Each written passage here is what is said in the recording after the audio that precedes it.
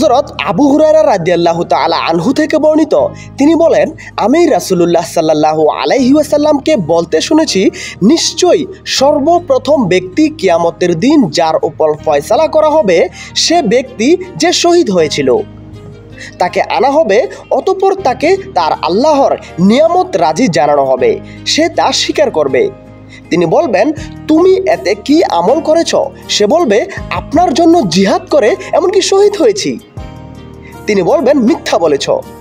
তবে তুমি এজন্য জিহাদ করেছ যেন বলা হয় বীর, অতএব বলা হয়েছে। অতঃপর তার ব্যাপারে নির্দেশ দেওয়া হবে, তাকে তার চেহারার উপর ভর করে টেনে হিঁচড়ে জাহান্নামে নিক্ষেপ করা হবে। আরও এক ব্যক্তি যে ইলম শিখেছে, শিক্ষা দিয়েছে, কোরআন তিলাওয়াত করেছে, তাকে আনা হবে।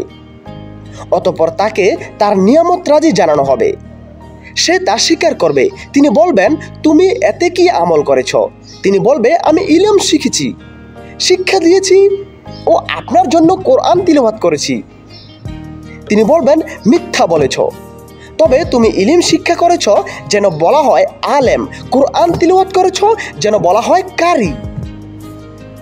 অতএব বলা হয়েছে, অতঃপর তার ব্যাপারে নির্দেশ দেওয়া হবে, তাকে চেহারার উপর ভর করে টেনে হিঁচড়ে জাহান্নামে নিক্ষেপ করা হবে।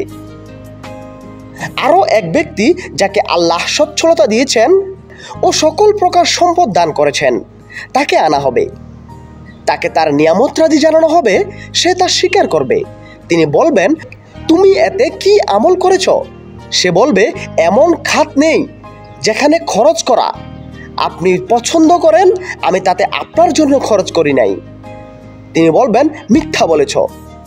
তবে তুমি করেছ যেন বলা হয় সে দানশীল, অতএব বলা হয়েছে।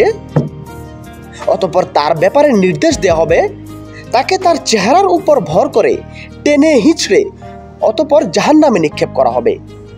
এজন্যই বলা হয়, যার নিয়ত নষ্ট তার জন্য জাহান্নাম।